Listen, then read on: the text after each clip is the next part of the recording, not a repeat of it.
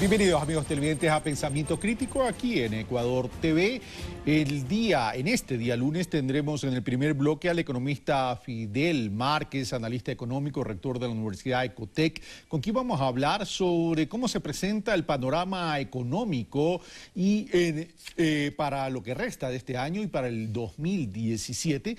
Y en el segundo bloque tendremos una visita Maurice Lemoine, escritor y periodista francés, que tiene un recorrido en Latinoamérica ya por 40 años, con quien vamos a conversar sobre los conflictos latinoamericanos. Él es escritor y periodista, especialista en América Latina y antiguo redactor y jefe de Le Monde Diplomatique. Con él vamos a conversar entonces en el segundo bloque. Le doy la bienvenida a Fidel Márquez, que ya se encuentra en los estudios de la ciudad de Guayaquil. Fidel Márquez, muy buenos días.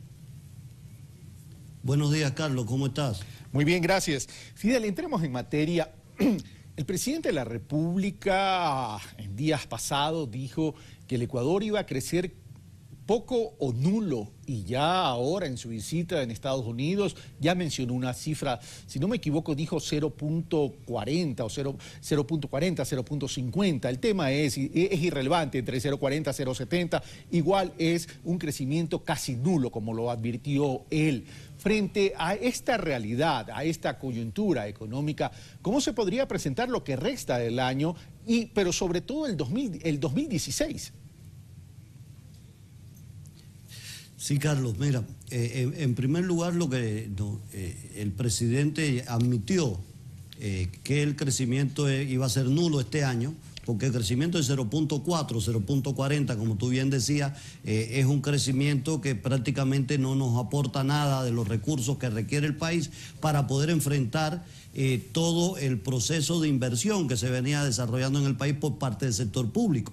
En otras palabras, no nos es de extrañar que haya algún que otro recorte nuevo con relación a las posibilidades para la inversión o terminar inversiones este año, que es la variable de ajuste que ha utilizado fundamentalmente el gobierno a la escasez de recursos que estamos teniendo. Esto ya el gobierno, que además se han abierto algunas posibilidades de crédito a nivel internacional, ya hay un mayor acercamiento con los organismos multilaterales de crédito, pero eso no vendría para este año, y ya eso lo sabemos nosotros.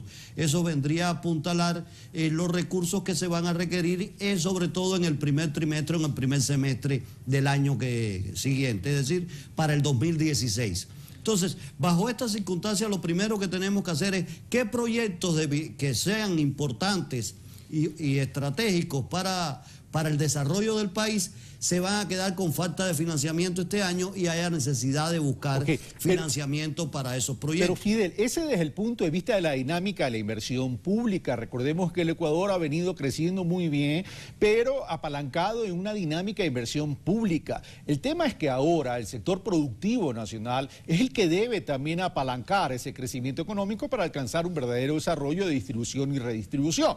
Este proyecto de ley de articulación pública-privada apunta a aquello. El tema es qué tan eficaz que una vez que esté aprobado este proyecto de ley se vea la inversión privada desde el sector productivo nacional y extranjero. Sí, Carlos, esa es la segunda parte del filme, digamos, ¿no? O la otra cara de la moneda. Nosotros tenemos que empezar a entrar a analizar que si se necesitan recursos para la inversión y el sector público no los tiene, tendríamos nosotros que empezar a ver cómo estimulamos, y viene aquí lo de la ley que planteabas, y cómo logramos nosotros, más que un cuerpo legal, a mí lo que me gustaría ver son iniciativas concretas que nos lleven a decir, en tal sector de la economía, en tal proyectos de inversión, van a haber tales estímulos para los inversionistas privados nacionales o internacionales que arriesguen y premiar a los primeros. Tú sabes que eso es un criterio que siempre he manifestado en tu programa, donde nosotros tenemos que decir, a ver, si tal proyecto, por poner un ejemplo hipotético, la termoeléctrica X o la hidroeléctrica X, no sé, le faltan 100 millones para concluir el proceso inversionista. ¿De dónde vamos a sacar eso? Inversionistas privados vengan a invertir en este proyecto X. Te rompo por precisiones, básicamente. El propio Eduardo Egas y Natalie Celi y el propio presidente ya lo han dicho. Es decir, vamos a favorecer el sector de la infraestructura. Es decir, aquel sector de infraestructura, en otras palabras, construcción, que es generador también de empleo. Y en ese sentido habló también de desarrollo urbano, es decir, están apuntalando dos frentes. Pero también quisiera preguntarte, el tema de la sustitución de importaciones inteligente y estratégica también es trascendente en una economía dolarizada y en un momento de crisis económica mundial. Sí, Carlos, y está bien, pero yo voy un paso más allá de lo que las generalidades que han dicho los ministros y que ha dicho el propio presidente de la República. Tenemos que ir ya a definir en cuál proyecto concreto que es estratégico se requiere esta inversión.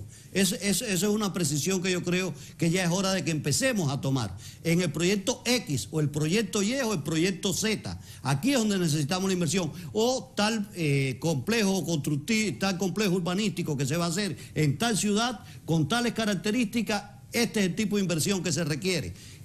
Ya tenemos que ir a ese paso, porque no podemos llegar con generalidades a enero.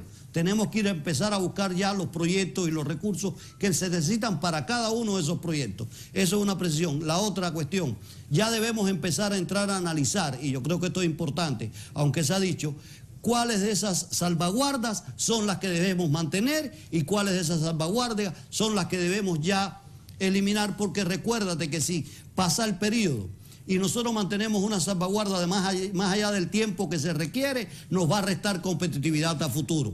Por tanto, nosotros tenemos que mantener una salvaguarda. Pero en ese sentido recordemos que la OMC permite también una ampliación adicional de la salvaguarda. Pero el tema por eso mencioné el tema de sustitución de importaciones, porque tenemos que evitar que salgan divisas. Es decir, tú proteges la dolarización mediante dos vías. O vendes más hacia afuera, traes inversión, traes endeudamiento o sustituyes importaciones para evitar que salgan divisas. El tema es que en este momento de coyuntura, el sector productivo pero una tiene precisión, Carlos. Sí, por favor. Una precisión. Cuando usted sustituye importaciones, no está trayendo divisa fresca. Lo que estás provocando con esa sustitución de importaciones, que las divisas que tengas no se te vayan.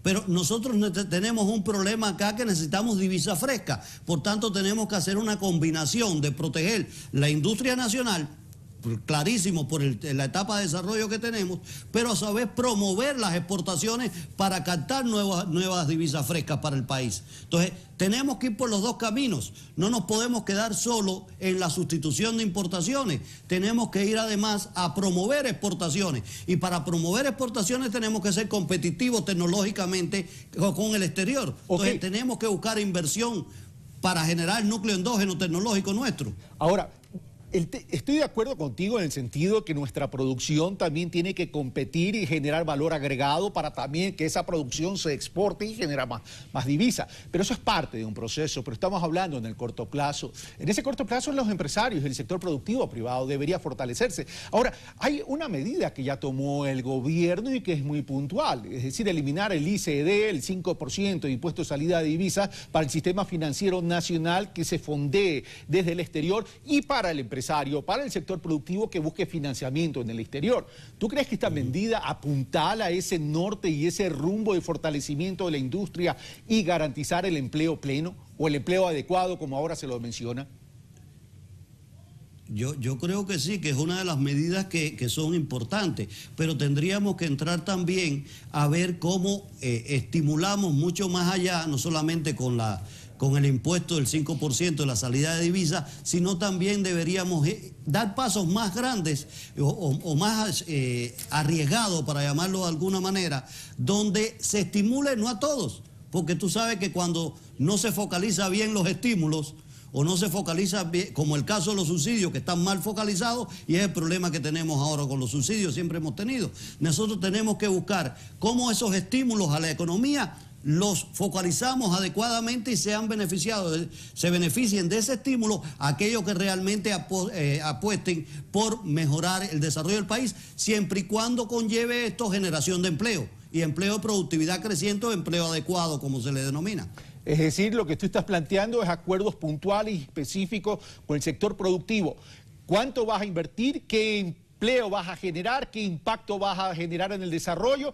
Y te concedo estos tipos de beneficios. ¿Eso es lo que estás planteando? Eso es lo que estoy planteando. Ya tenemos que ir a ese paso.